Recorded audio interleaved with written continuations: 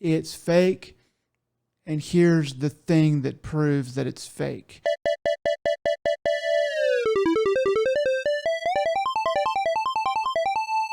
Hello and welcome to Another Dead Pixel. We're a podcast about video games, anime, entertainment, life, a little bit of everything in between. I'm your host, as always, Joe, and with me, Phil Spencer's personal Japanese language coach, Nick. How you doing, Nick? Doing pretty good. Yeah, I've been teaching him Japanese, and What do you uh, have to say for yourself about his most he- recent showcase? uh, um, uh, Heta des. That means he's Jozu Janai. He's not good at it. Um, yeah, Phil You got to Spencer, say it like he does. I mean, I feel Spencer, like Phil Spencer Spencer could have San. been AI voiced over, man. Jesus. We will get there. We will get there. But yeah, I guess I'm not doing a very good job because he's pretty crap at it. But you know, you can only do so much with somebody like that. He's very busy. Duolingo is not the answer. I'm just saying. Dude, I got a 250 something day, 252 day streak on Duolingo, and I don't know why. I got sucked into I that have cult. a zero ever day streak. It's Yep, pretty never it's pretty never even funny though. downloaded it. Nope. It's pretty funny because like the Duo people, they do lean into the weirdness of it. There's like it's there's like weird commercials where like, have you done your Duo today? And they're kind of creepy about it in a funny way. So I appreciate that. But yeah, I mean, you know, it is going to be what it's going to be. But you know, in other personal news, I have been looking into. This is so dumb. I have been looking into the moon landing hoax. I am a believer that we landed on the moon, or have been for most of my life.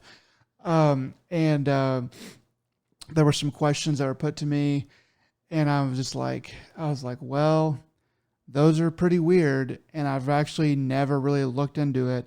There are some people in my life, um, not they didn't put the questions to me, but but but there are people in my life who I have known do not believe in the moon landing, and I've always just kind of written them off. But I was like, you know what? This thing kind of keeps coming up, and I am going to do my best to try to figure out what the hoaxers say, what they have in evidence, what they have versus the questions they're asking and the accusations they're making versus what the official narrative is, what NASA is saying, and all that stuff. And I'm not all the way done with it, but would you like to hear what I think so far? And it's going to be like a couple sentences. It's not going to be like line for line, but just kind of sum it up. Do you want to hear that? All right, I'll humor you. Sure. We'll go with it. Nick's conspiracy corner. So the crux of it, where I'm at right now, is that the hoaxers have a lot of weird things that they have noticed, and they have a lot of things that they are saying um, is weird. And I agree with them on a lot of stuff is really weird. The problem is that they don't have a smoking gun. They don't have a it's fake, and here's the thing that proves that it's fake. They don't have actual evidence of a conspiracy. They don't have actual evidence of like correspondence of high level officials or anybody saying showing, hey, we're gonna fake it or whatever. They have a lot of things that provide some doubt, but nothing solid. And every one of the science questions that they have said, well, that's scientifically not possible. NASA is like, yes, it is because this. And so a lot of those things are like, they're like, well, I'm not a scientist. I don't really understand astrophysics. Um, so either on a lot of that stuff, it's like either you believe what the science says, what the scientists are saying, what the physicists are saying, or you don't. Um, And I'm just kind of like, well, for now, I'm going to side with the physicists um, because all the evidence is on their side right now. There's some weird pictures. I'll admit that there's some weird Well, pictures, put it this but way. I thought this argument, the fact that you're coming to this now, like, is just wild because I feel like the apex of like these people were in the late aughts, like was the fever pitch, and then they kind of got thrown to the side for flat earthers who kept on proving all the money they spend to prove the earth is flat. They kept on proving it's actually not. Uh, um, so the so back in the heyday when it was still a relevant discussion, I feel, when people really, claiming that moon landing was fake, the only thing, the only argument I could kind of see was because back then they were also like, yeah, Stanley Kubrick, he like filmed it, like that was the person who filmed the he landing, filmed it, and staged The the whole Shining thing, is his confession. and then which I'm like, yeah, that's bullshit, but whatever. The one argument I can see though is like, hey, they did have a staged film of it in case if something went horrifically wrong and we crashed on because they were like, they're not gonna like we're not gonna air a failed landing. And So that was like the one argument I can kind of get behind, be like, yeah, we that can't show us failing to the world, so we have to have a fake backup. so the dark But corners of the internet that I have had to go to kind of do some to kind of find this research because initially I was not really going to deep dive on this, but I just wanted to Google YouTube. Sorry, just wanted to YouTube search YouTube, Google, okay. YouTube. I just wanted to search on YouTube on conspiracy theories. But when you search on YouTube on the moon landing hoax, or you say the moon landing was a hoax, and you try to find that, all of the YouTube videos are the moon landing was not a hoax. It was not a hoax. It was not a hoax. And it's like, okay, I understand that you're trying to prevent the spread of misinformation, but that makes me really nervous about that makes me think that it really was a hoax and that you guys are trying to cover it up. Because I'm a grown adult thinking person with a college degree that can handle a little bit of weird people saying weird stuff. So that made me go, okay, I have to get to the bottom of this. So basically, yeah, the dark corners of the internet that I have gone to, the most compelling thing that I have seen, or the most interesting idea that I have seen, when people ask, did we fake the moon landing or not? People say both, and I think that that's really interesting because there's a lot of evidence for both. So basically, what those people are saying is, we went to the moon and we filmed a bunch of stuff, but we had contingencies and we lost some information that we had to fill in the gaps on because we had to give, because it was a bit of a propaganda thing. You can't deny that. And we had to like fill the public in with certain information. And I'm like, okay, that actually sounds the most plausible. But then in my own brain, I'm like, but they probably can't say that they faked any of it because then it just opens up a can of worms. So anyway, that is my current dilemma right now. Yeah, Okay. I'm sorry about I that. mean, well, you went from aliens to the moon landing. So once again, I should just let's line up flat Earth for you and Well, that leads me to possibly flat Earth. Yeah, actually, Reploids. You got Reploids as well. Don't forget them. They live in the I core. I'll get to Reploids next year in 2025. But the funny thing is that some of the videos I found that were pro the moon landing as a hoax, they were like, if you're a flat earther, you are not allowed to use any information from this video. So basically, I gathered that flat earthers are all moon landing hoaxers because of their beliefs, they believe that you can't actually get out of you couldn't go to the moon or whatever, and so they are like moon landing is a hoax, and we know the Earth is flat because this and this. So I did veer off on a tangent and look at a little bit of flat earther stuff, and I was some of their stuff is like that is kind of weird. Hey, that is sort of weird, but then you like you're like shake your head and go, that's insane.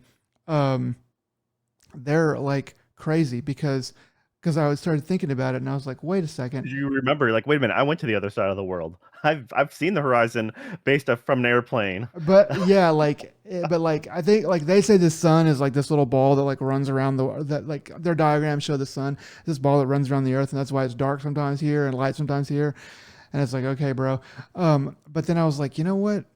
What about like pilots? So I googled and I found on Reddit like are there any pilots who are flat earthers? And there's a bunch of pilots who just say they're pilots, but it's whatever. And they're like, yeah, it's kind of hard for flat earthers to get into and through pilot school because, well, you know, you have to account for the curvature of the earth when you are flying. uh and yeah, so I was like, yeah, that's why it's stupid because pilots would be like, hey, the earth is flat. It's just ridiculous. I mean, there's a little thing called longitude and latitude. So but yeah, no. How are you, Joe? All right, doing all right. Better every week until I'm not. But yes. Good. I like I said, we're gonna have a conspiracy shirt with you in ADP Nick's Conspiracy Corner, Dude, I'm which thinking I think it'll about sell like hotcakes. like my friend at work. He comes into my office and he's like, he always has sports conspiracy theories, and he goes, "Hey Nick," and I'm like, "Yeah." He's like, my conspiracy theory. He said, "Hey Nick, my tinfoil hat's extra pointy today." And I'm like, "Okay, dude, that sounds like an HR violation. Like you're one step away from an HR violation, but lay it on me." All right, that's pretty funny. All right, well, we've have quite a bit of gaming news this time around. So Sony had a state of play before TGS, so on the 24th and of September here. So I'm gonna go ahead and rattle off. This one was a really good state of play in my opinion. I mean, there was a lot of good information, a lot of good games shown, um, and quite a bit of new things in general. Not everything was a banger, but I feel like they haven't had this solid of a lineup in a long time. And yeah, so let's just dive into it. All right. So they started off with showing some Astrobot and some new DLC coming out for that. Showed Helldivers. And did you happen to catch what else they showed, Nick? At that point, no, I might have skipped ahead. Yeah, because it was right in the beginning. It was the so they actually they showed a Stellar Blade Eve from as a new Astrobot character. Oh, And so it's kind of funny because I'm like, wait, that outfit looks pretty familiar, and then it shows just chugging away at soda, just tossing the cans, and then yeah, it's just doing a weird dance, stuff like that. I'm like, okay, that's kind of fun. That's supposed nice. to be coming up a new update in the future. The next thing they showed was really interesting. It's the Midnight Walk. This is by the guys who made Lost in Random. So it's Yeah, this was that.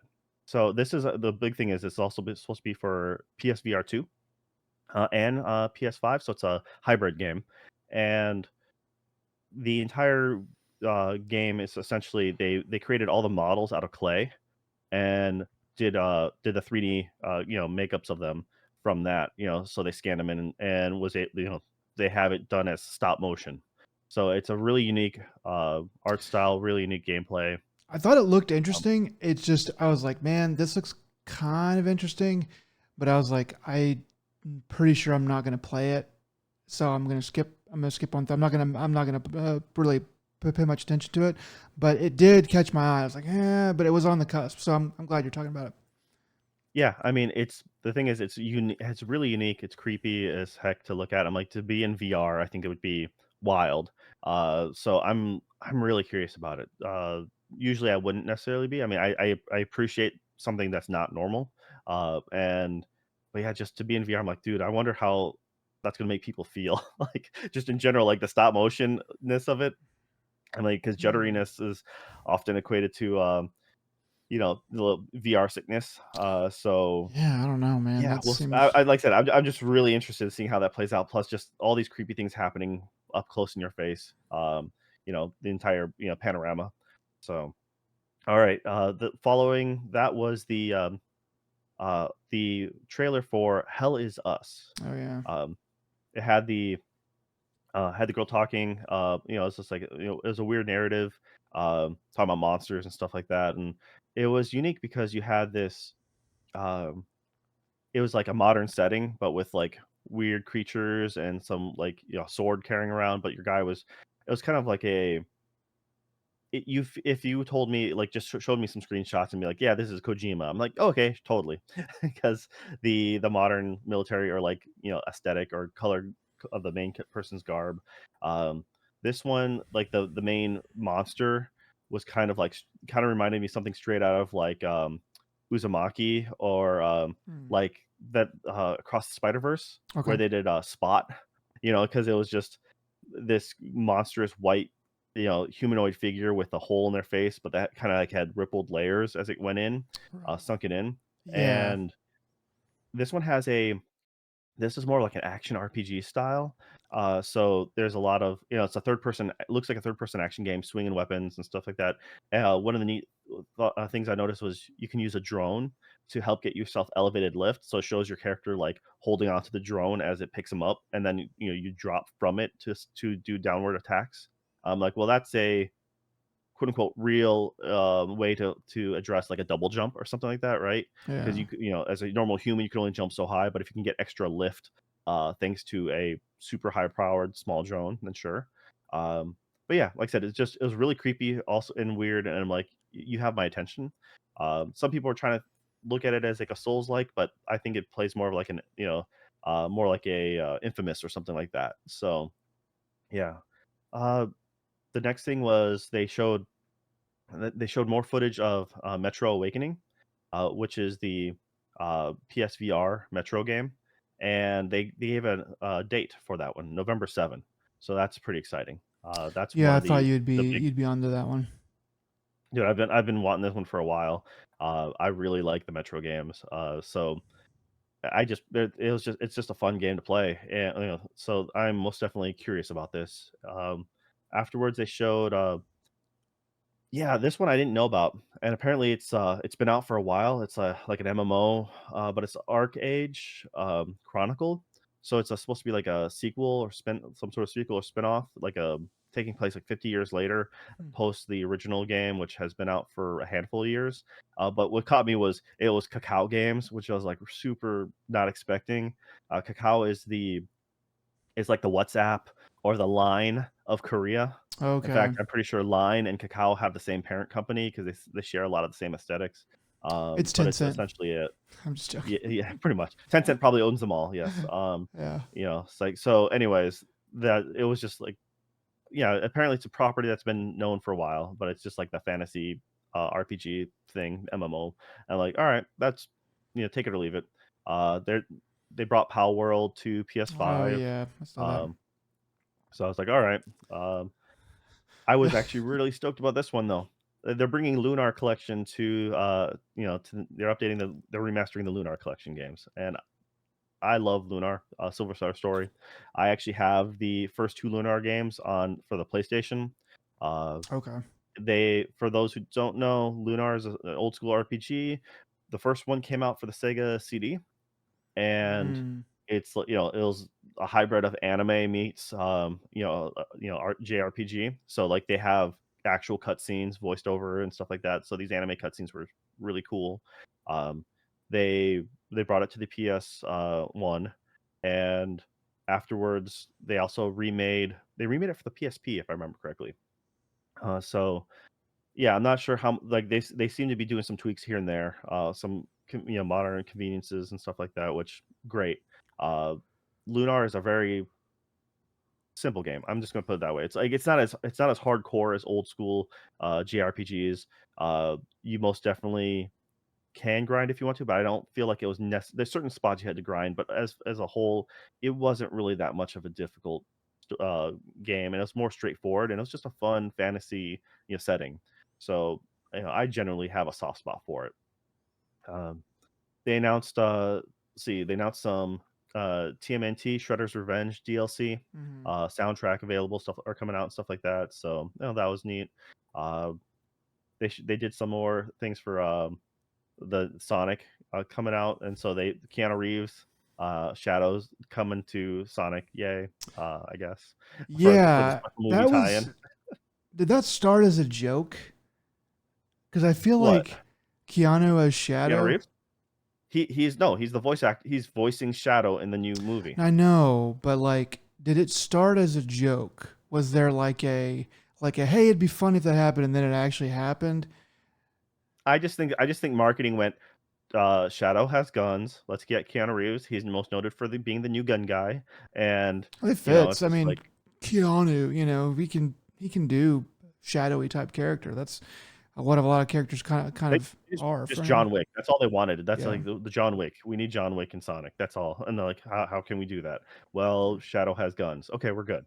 So, yeah. so Okay, cool. but yeah, I still haven't seen the second Sonic movie, so I'm probably not going to see the third, to be honest. But yeah, all right, we have the next one was like something like Fantasy Neo Dimensions. I just didn't care. It's just, it was an RPG, JRPG. Oh I yeah, just it looked neat. It had a nice aesthetic, but at the same time, I'm like, yeah, you know. yeah. I know the next one you were kind of interested in. It was the Dragon Age of Veilguard. Yeah, They had an extension I have for some that. friends. Some of my like one of really just one of my D&D buddies.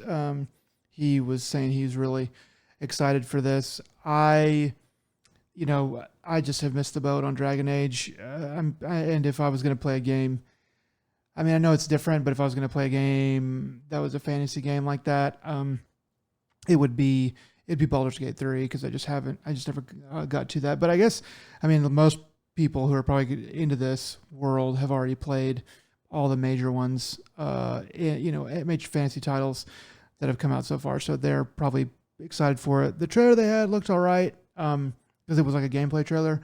They showed you like fighting a dragon boss or whatever. Um, Looks pretty cool, but I don't really. It looked okay. I think the art style went a little bit more cartoonish. I remember that like Dragon Age 3 years ago, seeing that on like what that freaking the the the the the 1080, I think, that or the 980 maybe was the one that was the major card that was out at the time, and thinking that looked really cool and realistic at the time.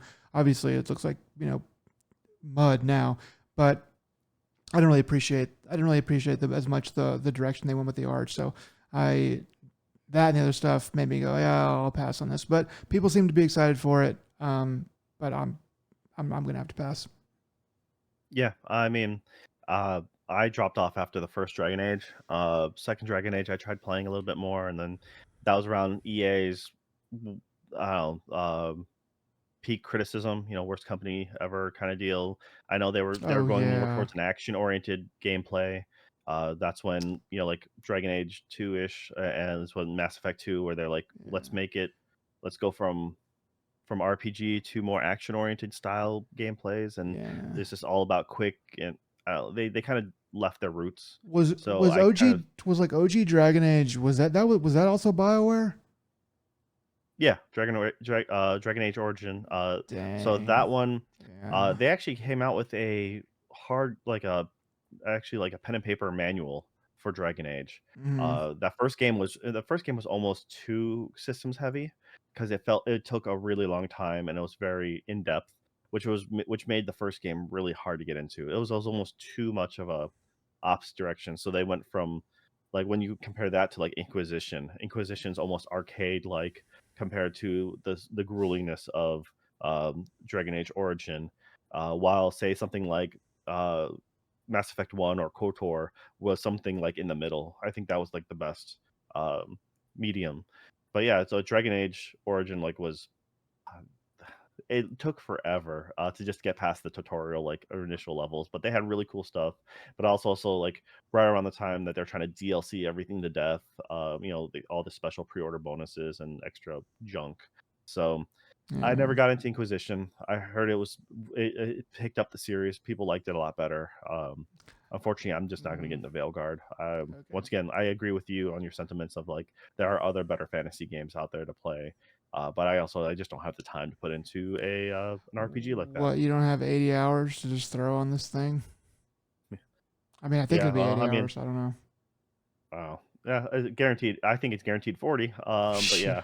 so well, anyway, so there's that, and then followed that was a the really awesome Alan Wake Mm. Lake House trailer. So it was funny because I had the closed caption on, and it uh, as the noises come, it says it's referring to like the painting in the back. So I'm like, okay, that's what that's supposed to be. That's supposed to be a painting. Roger that. Um, so yeah, this is the long-awaited second DLC, Lake House for Alan Wake 2, and it's kind of neat because it feels this is all about the Federal Bureau of Control, FBC. Mm. So kind of like how in Control, the last piece of DLC was the AWE, for it's like Ultra World event, or a lot. Some people joke the Alan Alan Wake Wake of it. experience. Yeah. Yeah. So that was kind of like a mini teaser for like years in advance for Alan Wake 2. So this kind of feels like just the opposite. It's going to be like the mini teaser in Alan Wake. It's a mini teaser for Control 2, which Yeah. we know they're working on. So I'm like, you know what, that's fine. And I'm kind of up for any story they're willing to tell, anything to shed more light in on. Like, and this is very much feels more like a horror survival event. Something more serious. At least that's it's a short trailer, but it's the they give a really good ominous feeling, opposed to the last DLC for Alan Wake, which was I'm dropping the name now, but yeah, it was. But anyways, those were three short stories that were more campy and fun. While this one seems to be a more heavy set, like hopefully it'll be longer. I mean, the last one was like 3 hours long. I mean, I guess 3 hours as a one solid story would be okay enough. But either way, I'm most definitely looking forward to it. And they did say that it's dropping in October. They didn't give a date, but they said Yeah. October. Okay, I could So remember. I didn't remember seeing a date, but I was sure that they posted one, so I was going to ask you. Yeah, it looks like we don't get a whole lot from this teaser, but it looks like um it won't be bad, as far as we can tell. So I'm excited for it too. Um, I am hoping for something a bit more solidly scary, or at least solidly serious, um, as opposed to kind of the comedy that which was welcome on the last one. But yeah, I'm looking for something a little bit more serious. And yeah, it would be nice if it could be like somewhere north of 3 hours, more like 4 or 5 or something like that. Even if I would just hope that maybe some of the puzzles would be like hard enough, or hopefully not too backtracky or whatever, but that it would just be enough to kind of stretch it out a little bit. But I have faith that whatever it is will be worth my time, and that they're not going to waste my time.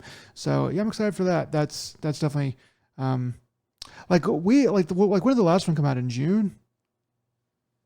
oh goodness, I can't remember. I played that one real quick. You mean the actual DLC? Yeah, I think because I was in this apartment, so I think it was like June, and I think we predicted at the time that it was going to be this, or maybe they already said it. I don't know, but but I was figuring that it'd be this October that they would come out with the other one. So just want to pat myself on the Yeah, it was back. Night Springs for it Night was the Springs, Night dang Springs it! content, and Yeah, yeah, I know, right, right there.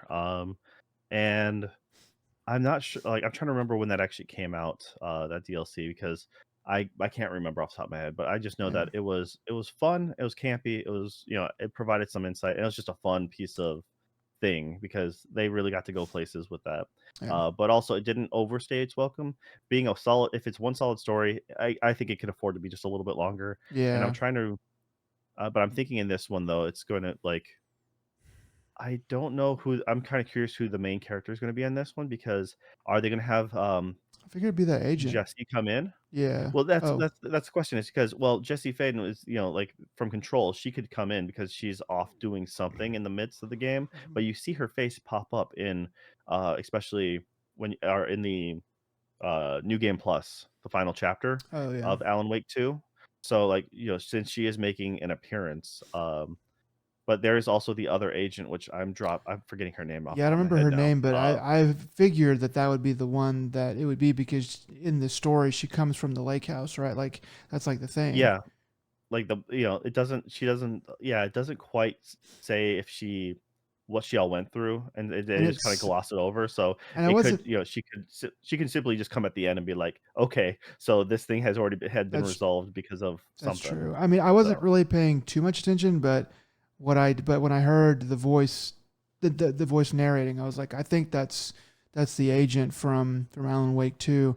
Um, but I couldn't be sure, so it remains to be seen yeah. and we will find out soon. Alright. So then the next one after that is actually, it was a surprise for sure. Uh, this was Yeah, they just kinda explain real quick, like, "Yeah, you can now play this game dual wielding," and then I instantly figured out what it was, and I'm like, it was IO Interactive Hmm. bringing over, Hitman: World of Assassins, to PSVR 2. I've mentioned before that, like, PSVR 2 owners have been waiting for it. I've been waiting for it, and so that's awesome. It's supposed to be, coming out in December, and, the I mean, it's all 3 games. You're gonna be for anyone who owns it on PSVR 1, I believe they stated that they're gonna be, it's gonna be an upgrade path for $10. Mm. So to the PSVR 2 version, I think that's a really good deal.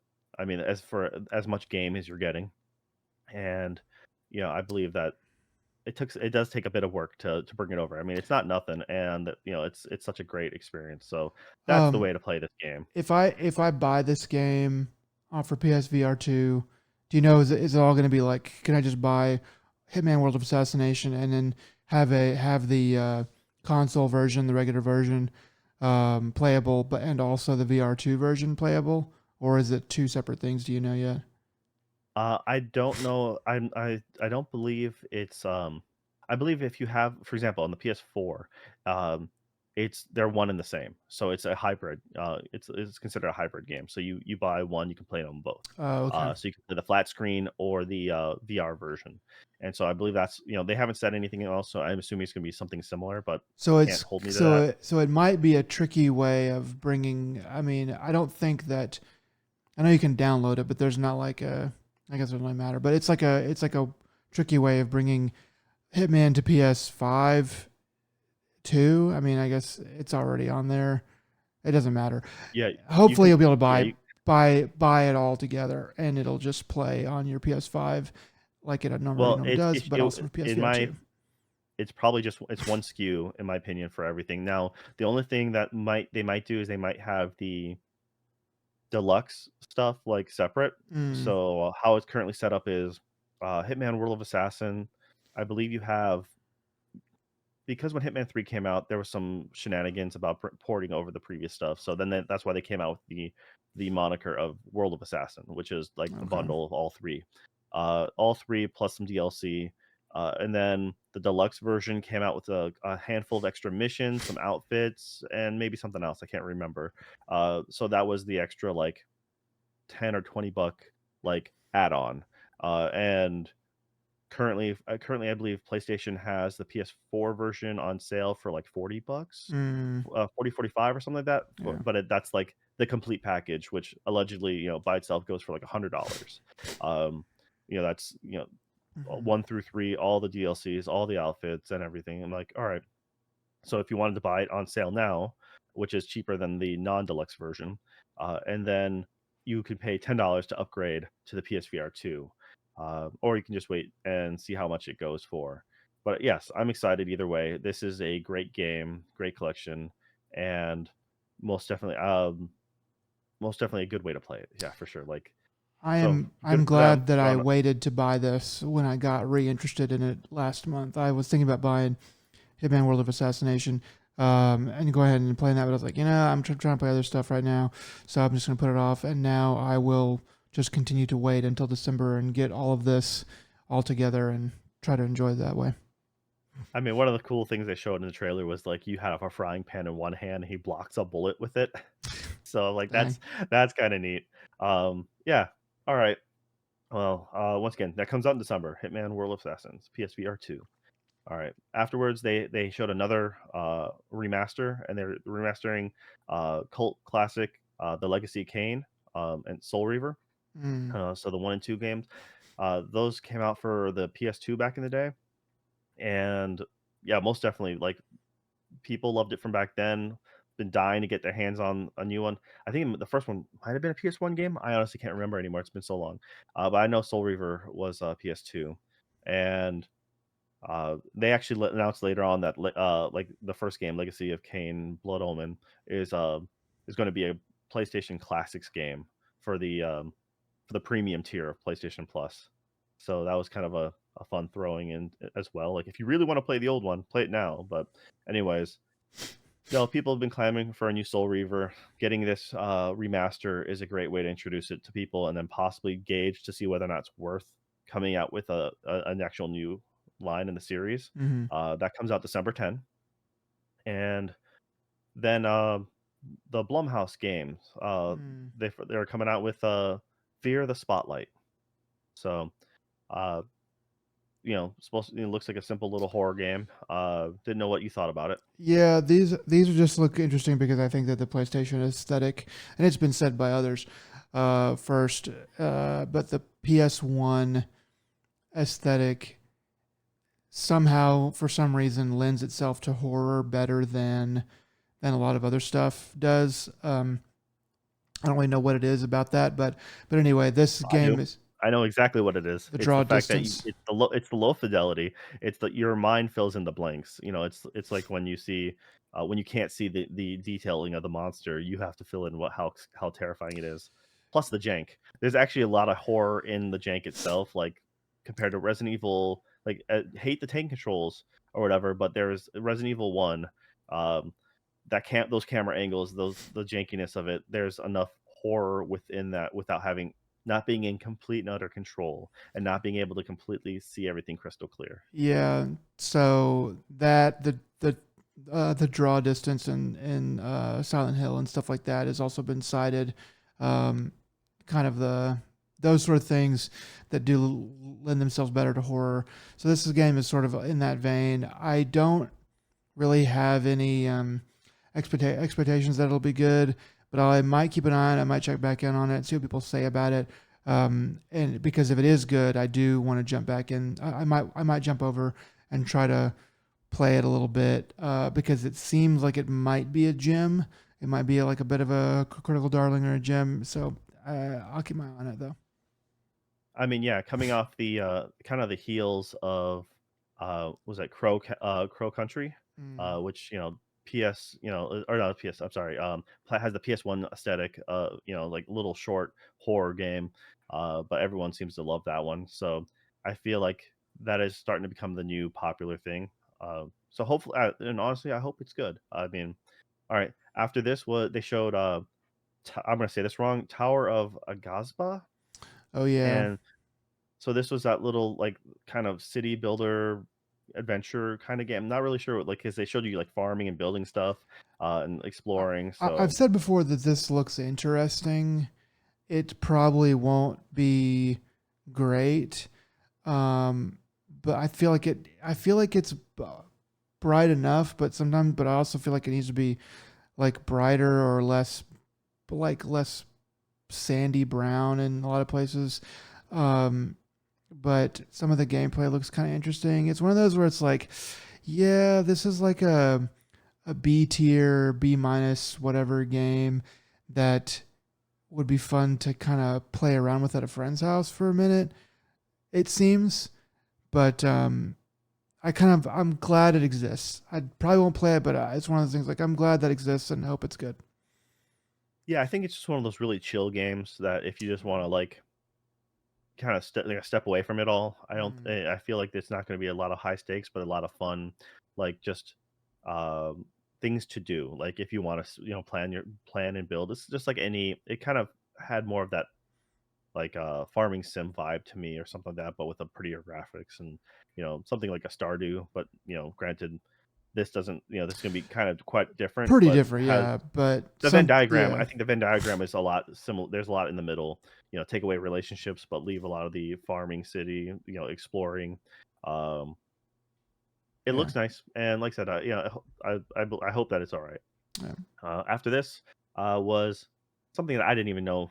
Like I actually don't really think I knew existed, but it was like they announced that they're doing split screen for Fortnite Lego or Lego Fortnite. I'm like, you know what? I didn't realize Lego Fortnite existed, but that is actually a pretty good thing to have because maybe you want your kid, maybe the kids like to play Fortnite, but you don't want them actually having like the proper shooting at each other with people figures. I'm like that Lego aesthetic plus building makes perfect sense. But anyways, they introduced split screen supposed to be for consoles, so that way two people can play like on the same like PlayStation or something. So I'm like that's cool.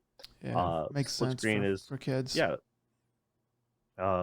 And then on that Fortnite topic, they're like, yeah, and we got a new Fortnite gaming controller. I'm like, okay. um, though they did afterwards they showed Dynasty Wars Origin, Mm. so that's what they gave a release date of you know, see January 17th, and that's supposed to be a little more linear, like not it's not open world concept. The announcer was like one versus 1,000, and I'm like, okay, cool. I mean, it's Well, I Dynasty mean, Wars is always a simple kind of fun, and so long as it's not on the Switch, you can have it running solid, hopefully. yeah, the dream of that many people on one screen is maybe gonna come to realization. In the old days, it was just sort of just kicking blocks around essentially. And that was fun for a while. Dynasty Warriors in 2024. I don't know what that's really going to be like, but it looks okay. It looks like it'll be fine, but we'll see. I mean, they keep on making them with Nintendo properties, so it's not that far fetched. I mean, between the Fire Emblem and the Zelda games and stuff for the Musou style Dynasty War games, so Yeah, I guess so. I hadn't really paid attention to that those, but I believe you. and then let's see, they showed a nice extended trailer for Monster Hunter Wilds. I mean, it's already known property. They showed the Palicos talking, and then they said, "Hey, guess what? February 28th." So that's cool. I mean, That was the main thing that I I wanted think out of this, that I saw, and I was like, yeah, okay, finally got a date. Maybe it's been known, but for a little while, but I hadn't heard it, and so I was glad to finally know. Okay, because they've been saying it's going to come out in 25, and I was like, dadgummit, and it looked like it's pretty close to done. And the way they talk about it, like it's pretty much done. So that is one of the games that I do want to buckle down and try to really get in with the zeitgeist at the beginning and try hard to play that game for real with other people.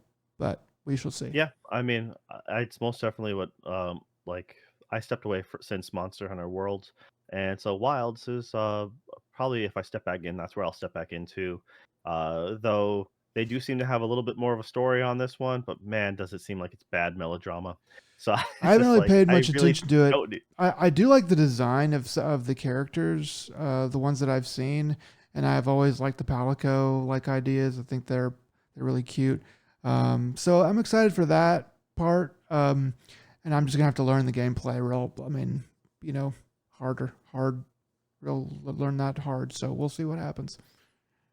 Just find what weapon you like the aesthetics of, and do some video tutorials, and then stick to it. Like, I mean, you can play Get around a little good. bit, but once you find out early what weapon you want to stay with, Specialize. Yeah. and don't be like my jerk friend who always tried changing things up like mid mission, or like like we'll be gaming. We're like, yeah, we're gonna go ahead and farm this one. We gotta fight this big boss, and he's like, yeah, I want to try this new weapon. I'm like, you jerk, I hate you so much. Because then we end up having to carry them. Gosh, what a Yeah, freaking loser. yep. And I let them know that every time they mention, yeah, we should do Monster Hunter. I'm like, no, never again with you. No, You Greg. you earned that. Shut up, Greg. You're So a all right. loser. Uh, After that, they talked about the other Lego property, Lego Horizon. Mm. So, yep. pre-order stuff. There's all sorts of silliness. This I'm did like, you look know what? kind of good for a Lego game. Yeah. I'm glad it exists. It's kind of dumb, but I'm kind of glad they're moving Horizon as a legit property, like a franchise, an Mm, IP, because it's like there's more you can do with it. Though speaking about more you can do with it, some people were very upset by the fact that it's they're doing the Horizon Zero Dawn remastered. hmm Uh, And raising the price. I don't think well, so I don't think it's a big deal. So Nixxes is doing the PC port. They do good. They do good Sony ports Yeah. on the PC, and so they're solid. Uh, it is a it will look different. It'll look better. I mean, compared to when if you think about it, Horizon Forbidden West came out, and that was cross platform game. It was the PS4 PS5 Oh title, wow. Yeah. I forgot. and so, I mean, so when you think about that and how old Horizon Zero Dawn is actually, I'm like, yes, it could use a new coat of paint and and they're doing more dialogue to it and stuff like that. And uh, I think it's fine. I think it's I personally really like the game. It got overshadowed by Zelda, and that's unfortunate. But at the same time, I thought the gameplay was fun, and the story was solid. The story was actually really solid for Yeah. Zero Dawn. So I think I think I. that'll be good. I think I read that Mhm. people are mad that they're charging some amount for that they raised the price on the PS4 one or something because there's an upgrade path through that. Anyway, um, I figure most people who already wanted the game would already have it, but yeah. yes, it's a $10 upgrade path if you already own it, Okay. which is good. And like $10 is the standard, and it's fine. Yeah. There's Yeah. nothing wrong with that. The fact, and then a lot of people are upset. I'm like, well, you got to realize with the longer runtime of developing new games, uh, companies need to make the income somehow to help keep them afloat. And if I'm assuming this is mostly going to be like Guerrilla Games or whatever, but hey, if they need, if they need this extra cash, and if they come out with, preserving a good game, then sure, I'm okay with it. I'll probably pay $10 to get the upgrade. I Yeah. mean, I technically own the game twice. I think I was foolish enough to buy it originally, physical version, but then they came out with the extra DLC and stuff like that. So I have the complete version digitally. So I'm like, all right, I'll just upgrade my stuff. And after that, they talked about Stellar Blade. Um, both talking about the photo mode, uh, talking about their photo mode is actually a lot of people are really surprised by it. I'm like, dude, this really feels. It reminds me of Horizon Zero Dawn's photo mode, Mm. uh, where you can have lots of fun posing in different pictures in just different ways. Like, so I remember Aloy, you climb to a high spot, then you can have her like, lie down and take or do different facial expressions, and like it was a really solid photo mode. Yeah, I And remember somebody. I don't really. I remember somebody like posted a picture that they took of Aloy, and it looked really, really, really amazing. Like it looked like a real person, because the graphics were so good. Obviously, I mean you could tell it's like still PS5 or whatever, but the expression on her face was not like the T pose like video game stare straight ahead. It looked like someone looking into the camera and smiling at you. I was like, dang, that is freaking crazy. So yeah, I'm a little bit excited for the Stellar Blade photo mode. I was like, oh well, I definitely want to check that out. That and the fashion stuff that's coming to it. yeah, well, they also announced the soundtrack on streamable platforms. 180 songs. Um, Mm, I mean, but yeah, photo modes have come a long way. I mean, even Spider-Man has a really great photo mode. it's So cool. yeah, this one you can pose all your side characters and stuff like that too. So that's fun. And then the last bit from Stellar Blade is they're coming out with the Near Automata collaboration. Of Uh, course, so of course. It's like I mean, I knew this was gonna happen in my bones. I knew it was gonna happen, and to have it come to fruition is pretty cool. I definitely will be participating in that. Um, I'm still waiting on my Stellar Blade figure. There are some that exist. They are not in a place where I'm not in a place where I can get them right now, both monetarily. spiritually, emotionally, morally, ethically, but I will probably So you're saying you have 2B in the Jacko pose. Okay, roger that. not yet. Uh, but we shall see. We shall see. So anyway, I'm excited for this collaboration um, because I think that it will be interesting, and I think that it is a good way for um, both Stellar Blade and Nier to carry on. So how do you think this is gonna exactly play out? Like, how are they gonna make this happen? What do you mean? Like, Well, like story wise, like how are they gonna make like because you have the story, you know the story of Stellar Blade, so how are they gonna just like do this? I honestly I have no idea, but I know it won't make any dang bit of sense. I honestly think it's gonna be kind of simple, but yeah. But Yoko Taro will write the lore or will answer questions that people stupid questions that I and others have about it, and we will go, "Oh, I guess that's what the creator says." And then we'll think about it for a little bit and then go, "Hang on a second. That doesn't make a damn bit of sense." But we don't care because it's Nier and Yoko Taro. So, and the trailer showed in the background, or at least what it looked like to me was the Eidos 9. You had like the Ferris wheel in the background and stuff like that, and it shows Eve, and then skin swapping essentially with 2B. So I was like, all right, all you have to do is that's a simple one is just do the system chip update. Have Eve pop in a memory chip or some sort like that because she's machine, and they can essentially simulate whatever program, right? They can have it as simple as uh, Eve mid story or whatever of main campaign, or even post if you wanted to, and then just have her come across like 2B memory chip or something like that, or a system memory chip. And then it can be as simple as Yoko Taro's fanfic chip, and she just happens to like she pops it in, boom, gets to play it. That's how you have access to a side story with I being mean, in game. it's going to be contrived no matter what because they're not in the same universe. So it's unless they do something weird where they Unless try if to. they become in the same universe. No, no, yeah, I don't know. I mean, I mean, I anything don't. he touches. I'm just like, I'm sure it's, I'm sure it's going to make no sense, and I almost hope that it makes no sense because it's like we just want to have a collab. Just chill the f out, people. That's what I'm want because if it makes too much sense, then it will be bad. I think, but we'll see. We'll see how it goes. I mean, or they'll just like this is the gateway for them to make the next near game, right? Yeah, they So, say all they're right. working on it, but let's go to the next thing.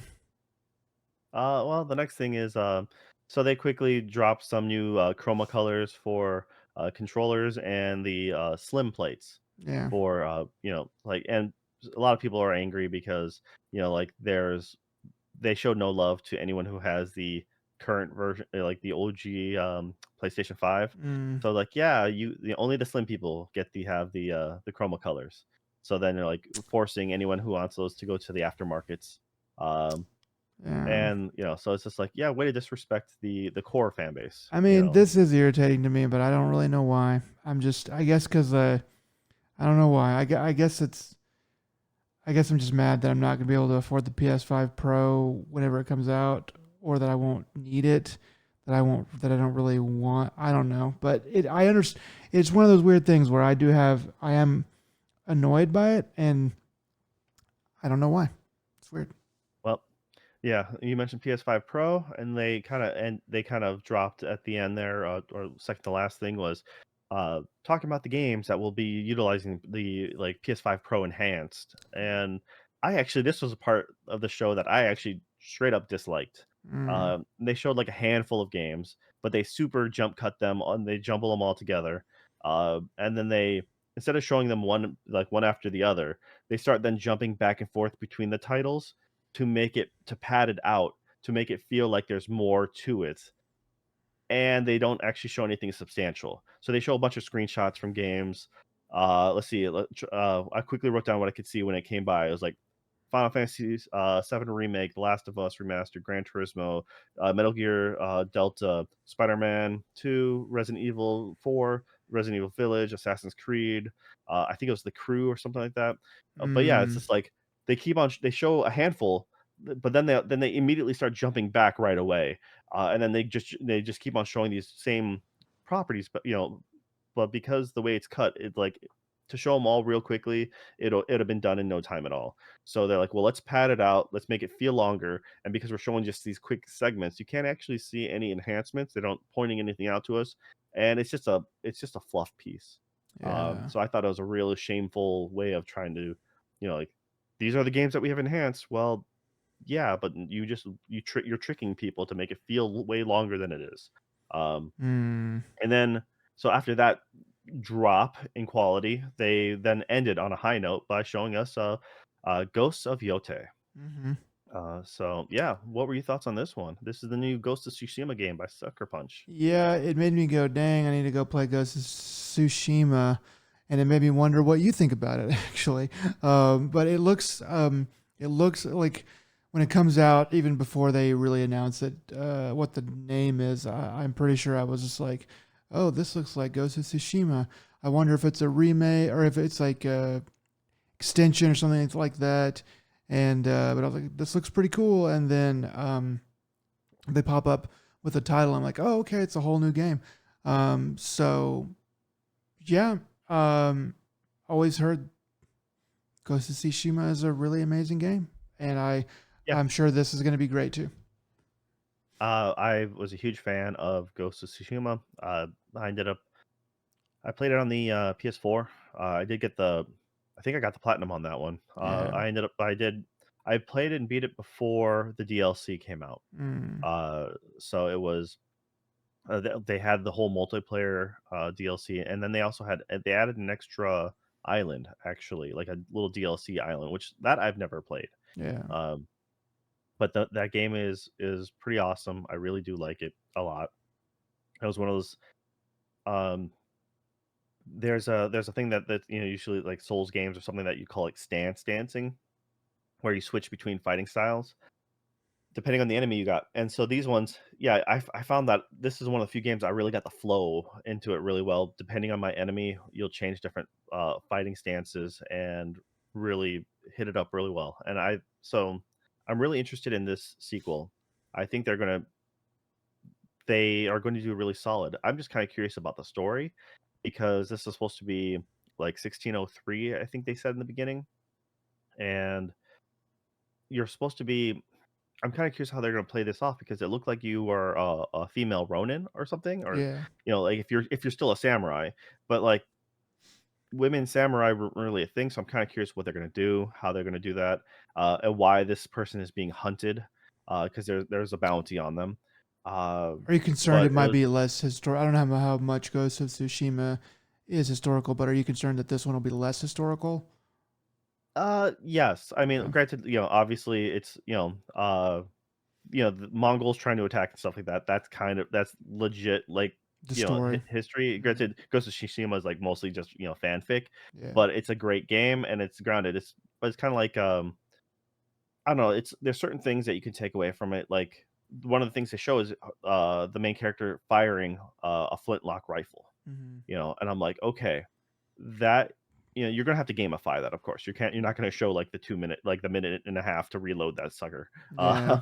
It's like, I mean, granted, depending on what, actually I didn't get it close enough. Like it might, it would take, but you're gonna have to make it semi rapid fire, right?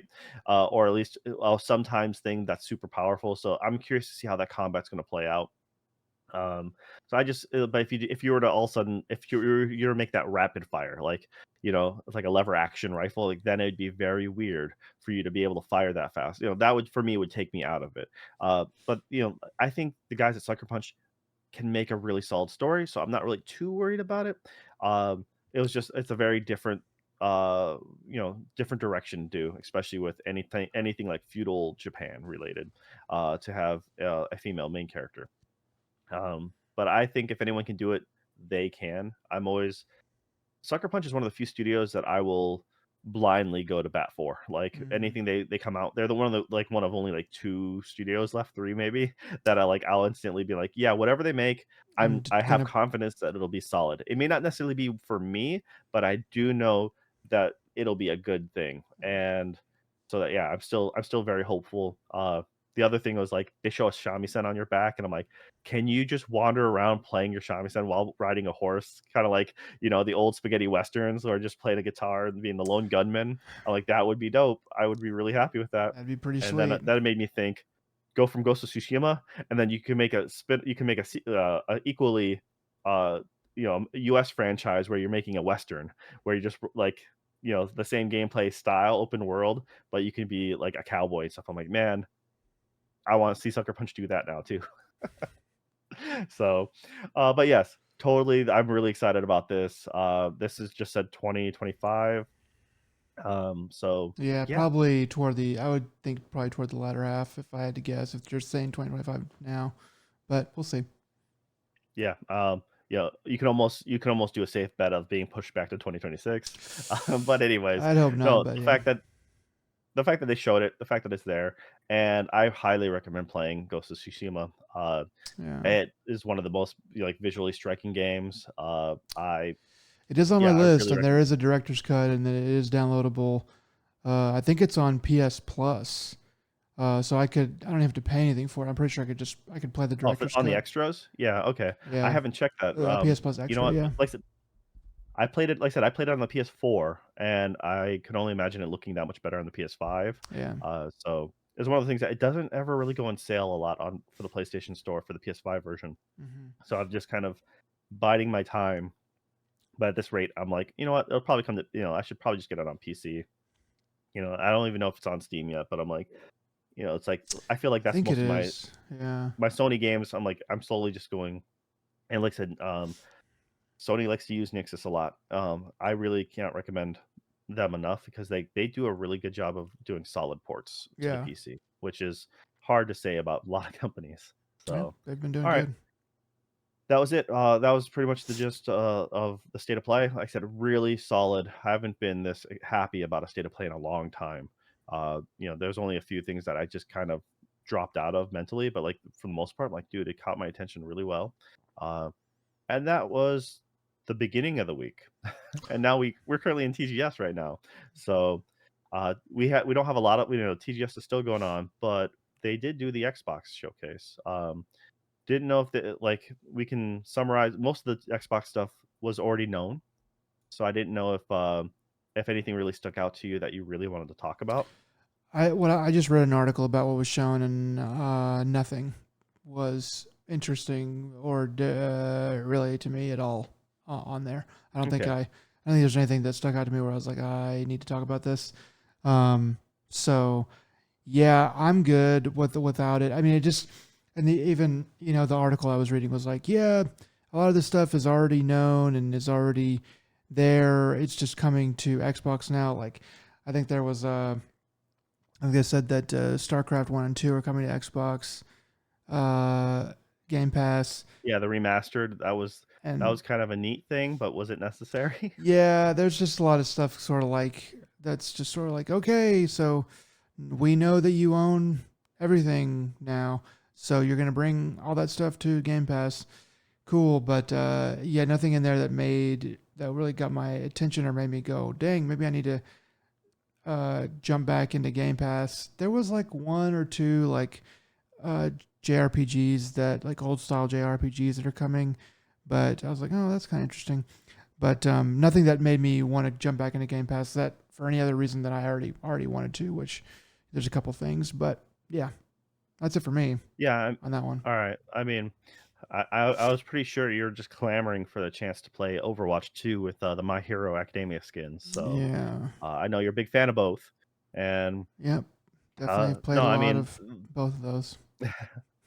so I mean, they showed that one interesting Threads of Time or something like that. It's a RPG, uh, had that like 2D HD look to it. Uh, the actual cover, the actual like the title looked like it was ripping off of Final Fantasy. Had that wispy character figure on the top, and but I mean, it looked good.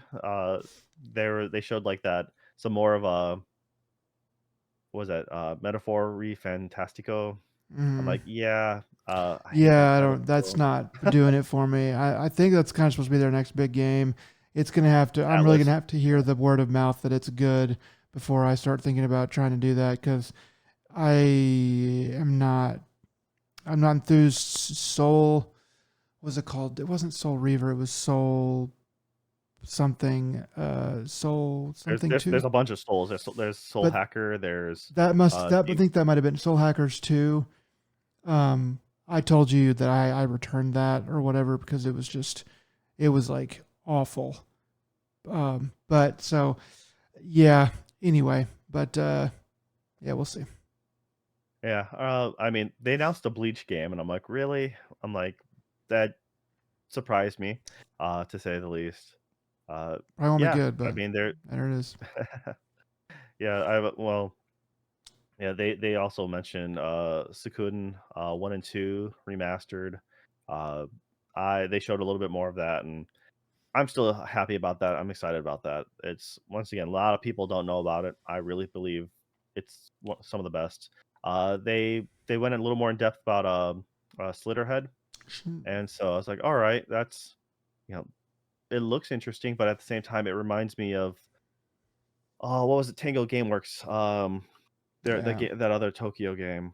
Um, I know it's not their I fault or anything, but I just am getting too much hype, just hearing too much about this Slitterhead game, and I don't I what I've seen of it looks fine, but I think people are I don't know I'm just hearing too many different.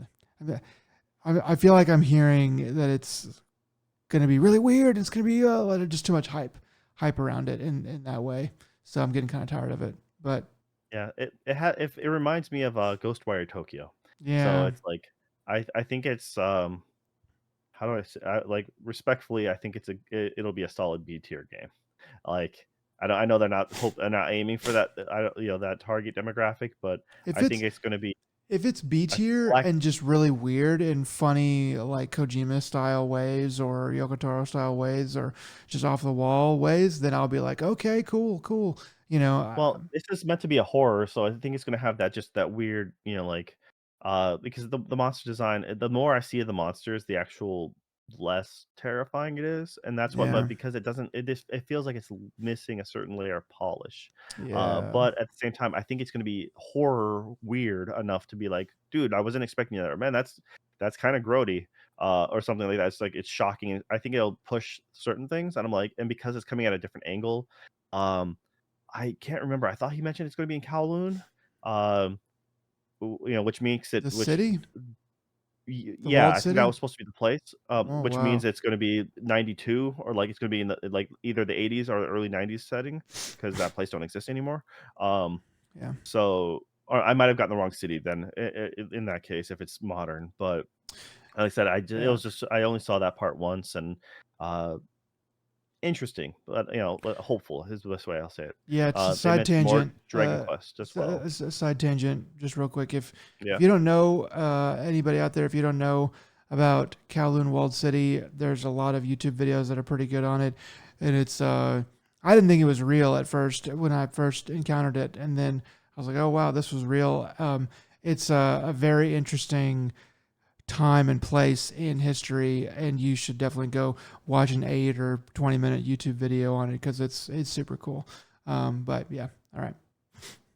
Yeah, I'm forgetting there's a Canadian, I think an Asian Canadian, girl, like, woman who talks about she's an architect, and she talks a lot about, like, structure and stuff like that, and has really good videos on all sorts of weird, like, fictional places as well, Yeah, but goes into or like the concept of like certain cities, and she does a really good talk about Kowloon as well. So like I said, I cannot remember her name now. It starts with a D, I and know I the feel one bad you're that I don't talking remember. about. Uh, yeah, Danny, Uh, Demi. It's like 4 letters, right? Starts with the D. yes, Anyway, I think it might yeah, be Danny. But anyways, like goes into talking about it. Just if you don't want to go a deep dive, I think it's a very there's a good lot of good like an videos. abridged. Yeah. Yeah, I mean, it's like, but within like a 15-minute thing or something like that, it's a Hmm. nice short, bit. But anyways, yeah, for sure.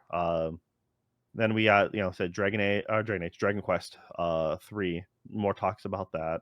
Then the big reveal, I guess, for them was talking about bringing over a lot of Mana games, and I was just like, okay. Right. So yeah, bringing over Legend of Mana. I'm like, Legend of Mana was not a good Mana game. In fact, that was what actually really killed the franchise for me. I was on but it came on the PS1, and JRPGs on the PS1 kind of suffered a little bit to a certain extent because of load times, and it's just that was a really different direction for the Mana series games, I felt. Yeah, it But went they're really weird. Secret of Mana is the first one, right? uh, Secret of Mana is before that was Legend is the oh second shoot one. well it was yeah that's a the Legend of Mana was the one on the PS, but there was actually two. Secret of Evermore. That was it. It was the Secret series. Secret of Oh, Evermore, which is you and your wolf murdering things, and then Secret of Mana was three okay. players on the Super Super Nintendo, Nintendo, which is yeah. amazing. Okay. I didn't And realize the then Secret Evermore was a. Okay. yeah, it's like the same format, same look, same style. It's great. And then they came out with the Legend Final Fantasy Legends on Game Boy, was actually, the Mana games. Just when they brought it to the US, they changed the names because no one knows the Mana series, but they do know Final Fantasy. So Mm, let's completely, like, lie to people about that. But yeah, so anyways, they're bringing a handful of the Mana games over, so that's cool. They're talked about and then they kind of ended it with the Pixel remastered, uh, stuff. So I'm like, all right, cool. Final Fantasy, I should say, Final Fantasy 1 through 6 Pixel remaster, um, yeah. which a lot of people love. I mean, you can already pick it up on uh, Steam or something like that, PC. Hmm. You can then do the mods to have the proper font because everyone that when it first came out, there was a huge debacle about the font not being Yeah. correct, and Yeah. fans will be fans. But yeah, I mean, hey, it's a good way to play it if you haven't played those games and you want a piece of JRPG history. I would say 4 and 5 and 6, of course. Those are all really solid. Hmm. Three's okay. One is a terrible game. Uh, if you It's play generic. one, Yeah. find a map because one thing they never tell you is the game came with a map in the box. So whenever you play it digitally, you don't know where you're going in the dungeons, but the dungeon map was in the video game cart box. So Mm, yes, it's not cheating. Look up the map. yeah. uh, Mm, I had to play that game entire for the PS. I played like one of the remakes for the PSP completely out of memory. Like yeah. remember marking where I've been in every room I checked. It was a chore. So all right, yeah. Xbox had their thing. It was okay. Most things were already known, but they had some cool new things that came out. And then there's just a little bit of extra news out there. Um, one of the small ones was Assassin's Creed delayed till uh, Valentine's Day. Oh, they bumped it back 3 months, and okay. I mean, it's like, hey, if you need more time to polish it, then that's fine. At this time, I knew articles had just come out a little bit ago about saying how they've gone ahead and pulled out from TGS, and there wasn't going to be a demo shown. I saw some conflicting stuff, so I'm not 100% sure. So we'll find out by next time, maybe. But at this current time, it looks like they might have pulled out from TGS for Assassin's Creed Shadows, which is fine because if you're not Yeah. ready and you're not confident, It's why show a demo or show something that will hurt your image? it's always better to delay a game. Nobody wants to, but if it needs to happen, it's always better just to delay it. So yeah, it's just not ready. And yeah, that's always for the best. I'm not, you and I aren't really big Assassin's Creed people. This one, because it's in Japan, kind of, I know it piqued my interest a little bit, but after seeing it, I don't know if it's really going the direction that I would want. But who knows? Maybe they'll turn it around, or maybe they give me a reason to play it before it comes out. But yeah, Well, if you want to play a samurai who does some dirty tactics, I mean, Ghost of Tsushima, right there, man. yeah, that's The kind of the the thing. whole Is arc. like, if I wanted to play a good samurai game, wouldn't I just play Ghost of Tsushima? But it's whatever. All right. Yeah. And then uh, that's about all the news I currently have for TGS. All right. I believe you had some stuff about California and whatnot. Um, yeah. So California is forcing digital stores that sell games to tell players that they are not buying the game. Uh, that they're making it so they change that button that says buy to like rent or lease or whatever, because you don't actually have ownership over that thing, because like EULAs, and you can't sell it, you can't trade it in and stuff like that. Um, so that caught my attention because it's very, as far as I can tell, it's very consumer friendly. Um, and I think it's really good. I mean, we've kind of been bemoaning, parts of the industry have been bemoaning the kind of loss of ownership of these kind of things, and you can't repair your own stuff and stuff like that. Kind of goes in with this, and that like that's like the biggest, like one of the biggest reasons to buy physical still, is that you can trade it in and get some and recoup some money after you're done with a game that is not near and dear to your heart, you know. Um, so anyway, that's all a little bit beside the point. But I just thought it was really interesting that the California is making them do that. Um, I would like to see other states follow suit in that regard, at least, and because I think it sets the right mindset. I know it's gonna hurt sales for a lot of games, I imagine, but it is the truth, and I think it's just better overall. So I was pretty interested in that, and yeah, I thought that was pretty wild, honestly. Yeah, that's actually really neat because it kind of does state the proper expectations. I know with the one of the arguments always is like having your games have to be always online and not having an offline feature, because when the servers go down, you lose access to them. I know that was the, for example, like famously for racing, like the Crew, Hmm. when they shut that down, anyone who purchased the Crew pretty much are out of luck. No money, like the money's gone and they can't do anything with that copy The, because there's no server. there's some The news Crew about, 2. or maybe it was the Oh, Crew 2 that they're doing that for, but there's some Crew game that they are shutting down, but they're saying we're leaving a offline mode up so you can play it or whatever. So yes. yeah. Um, and that's the right way to do it. But then, for example, that new test drive, Solar something. I'm drawing a blank. But the new test drive game, I was actually really excited about it because it was supposed to be in Hong Kong, and it's supposed to be like an accurate, one to one kind of Hong Kong. And I was like, all right, that sounds really cool. But then I immediately stopped caring the moment I found out after it was released that it's always online, and there's a bunch of online crud that just really bogs it down. You always, despite being the only one there, you still always have to wait, do a countdown before a race, waiting for other people to potentially jump in, and a whole slew of other issues. But I was just like, nope. If you have to always be online, I'm most definitely not interested anymore, which is a shame because, yeah, having a new Hong Kong, like, or a setting that's usually not in a racing game.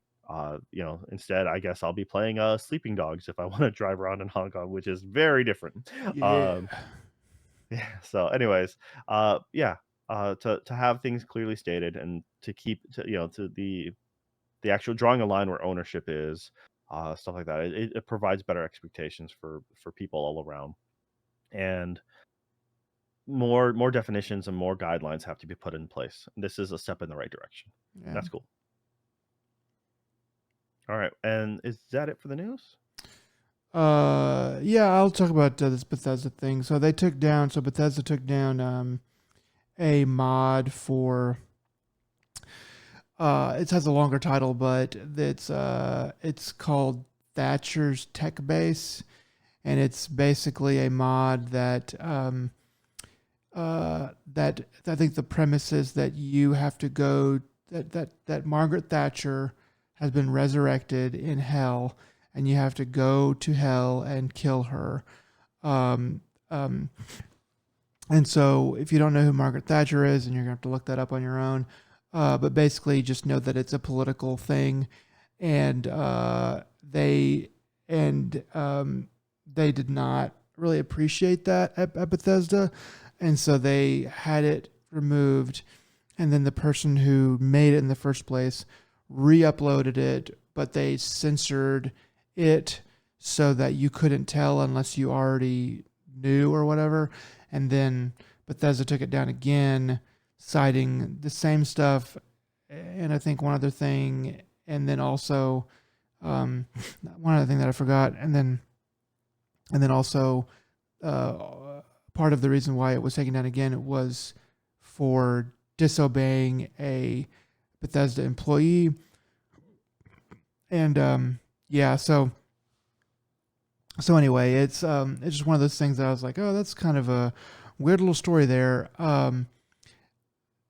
Yeah, it's probably not something that needs to be on there, but I don't know.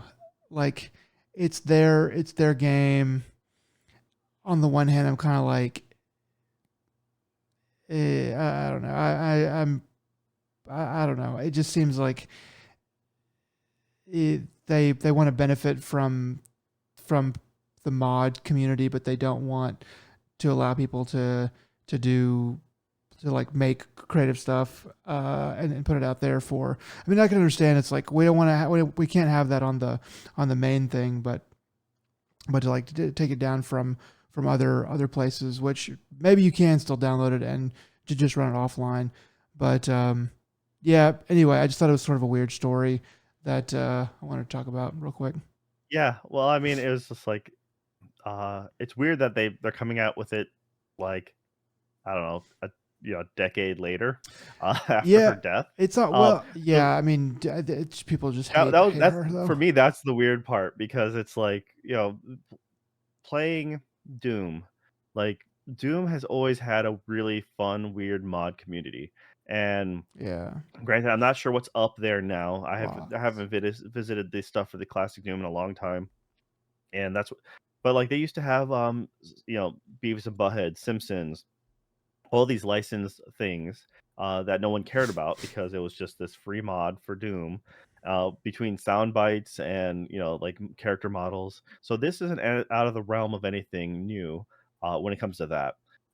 Now, once again, as far as the political aspect goes, it's so far removed from her death, and she hadn't been in power in such a long time, and it was just like I do distinctly remember when she died because we were overseas and we had a bunch of people from the UK, and they're like, "Let's go out drinking," and we're like, like everyone being Uh, like, "Ding dong, the witch is dead," and I'm like, "Dang man, I don't think I would have done that with any US president," I mean, back she then. I'm was a just like, contemporary of Reagan, and so a lot of people, and her and Reagan were pretty buddy buddy. I'm pretty sure because they're both conservatives.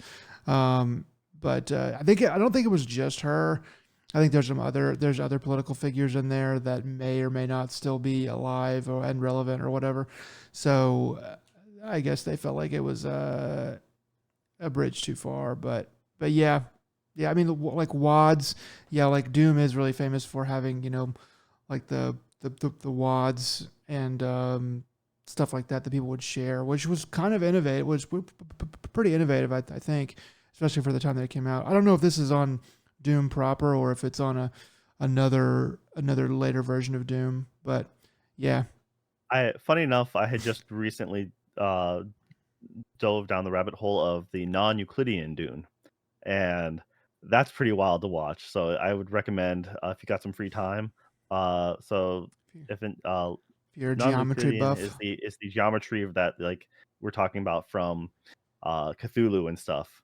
The oh yeah, hallways that never end, and like when you walk, your perspective shifts. So, like the archway then becomes like like a pillar like slides into view, but you're walking in a straight line. Things like that. So it's by changing some of the math, essentially changing pi formula in Doom. you can really mess with a lot of stuff. There's some really good videos out there. Some I like highly Eternal recommend. It's a Darkness, fun watch. going mad sort of stuff. Okay, that's cool. Yeah. So, anyways, just a fun other Doom thing that I just happened to experience within like the last month or so. All right. Well, is there anything? I think we went a little long this time, just based off the news alone. We But want is there anything that you really wanted to talk about before we head out? Yeah. I finished quite a few shows. I'm still working on a game, but I finished quite a few shows, and I will talk about many of them at a later time. But there was one that just came out that I went ahead and finished because so I wanted to go ahead and talk about it.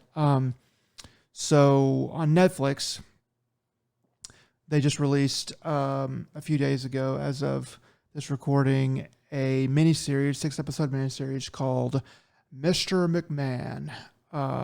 And it is about one Vince McMahon who, if you don't know, he basically he took over the WWF from his father and then turned it into what it is today, and changed it over to WWE, and that's what it is now. And all kind of the rise and fall of Vince McMahon. And it is a little bit, and because he is so intricately woven into the history of wrestling, especially the modern history of wrestling, it's a lot of it is a documentary about kind of the evolution of wrestling.